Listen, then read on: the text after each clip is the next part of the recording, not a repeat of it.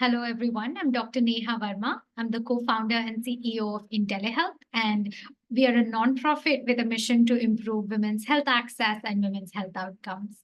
Today, I'm here to talk to you about a new product that we've launched called eZazi, a digital tool for labor monitoring and delivery.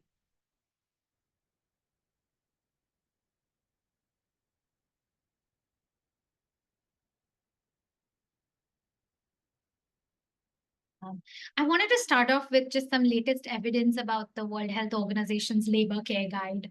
This was a paper published in Feb of this year, a cluster randomized trial in 4 hospitals following 26,000 births, which showed that the Labor Care Guide resulted in a 5.5% reduction in C-sections, a reduced labor augmentation with oxytocin, no change in process care outcomes, health outcomes, or women's birth experiences.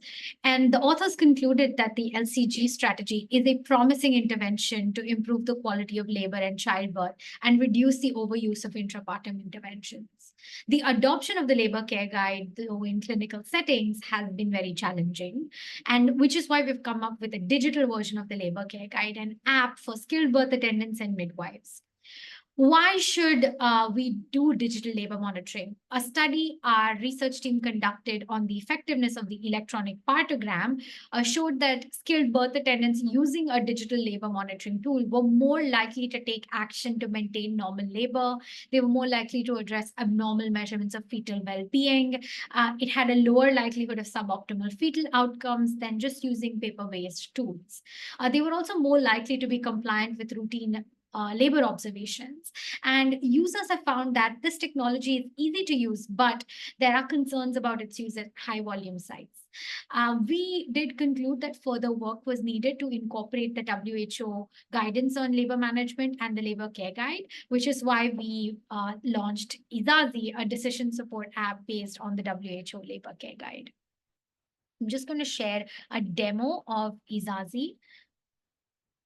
So this is an Android application that would work on a tablet or a smartphone and is designed to be used by a midwife in the labor ward. So they have a dashboard where they can see all the women in the labor ward. They can add a new patient in, collect some basic details about the woman, read out a privacy consent, also collect various information about the birth, like the onset of labor, when was active labor diagnosed, collect data on various risk factors for that woman, and also assign a supervising clinician for the case. Once they have registered the patient into the system, they can start recording observations following the labor care guide protocol. So when they click on that, they have these interactive drop downs, very minimal typing, extremely quick to fill out details about the different sections of the labor care guide for monitoring labor. So supportive care, vital parameters of the child, like the baseline FHR, vital parameters of the woman, like their blood pressure, any medications, and they have a section on shared decision making as well.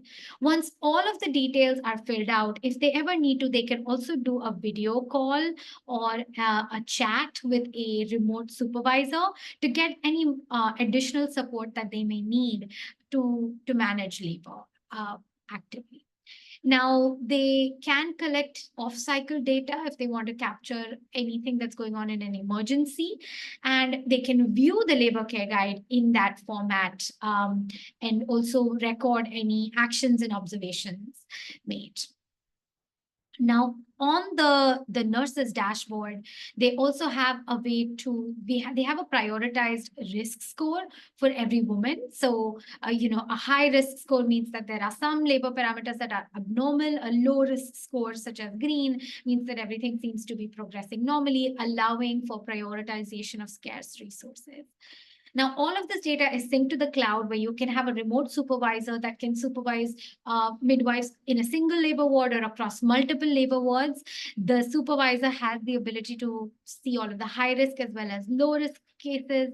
They can open up the labor care guide and go through any of the observations or readings. They can add any plans or assessments like medications or any guidance. They can also, like I mentioned, do that video call or a chat. This could be an OBGYN, a neonatologist that's guiding that midwife at the point of care. So this really allows you to create like a telemedicine and telehealth network across your entire district, group of hospitals. You can even see all of the data of all of the women in a particular district or in a particular country using this system. So this is designed to be a national level system for labor monitoring and delivery, and it's fully compliant with the WHO Labor Care Guide standard.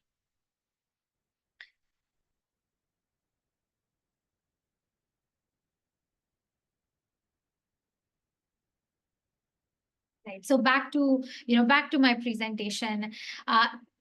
As I mentioned, the app is fully compliant with the WHO Labor Care Guide. It has measures of fetal and maternal well-being, measures on the progress of labor. There's views to summarize observations, and alerts are generated in accordance with the guidelines.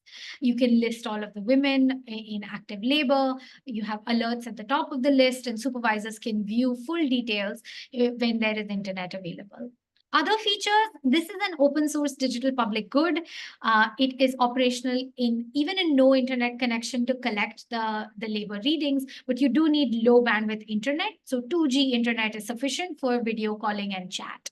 It is integratable with low cost point of care diagnostic devices like a fetal heart rate monitor. It's built for users with low digital literacy. In fact, a study we did with clinical champions showed that they found the app easy to use, and they found that they were likely to improve labor monitoring. It is interoperable, so it can speak with other electronic health record systems.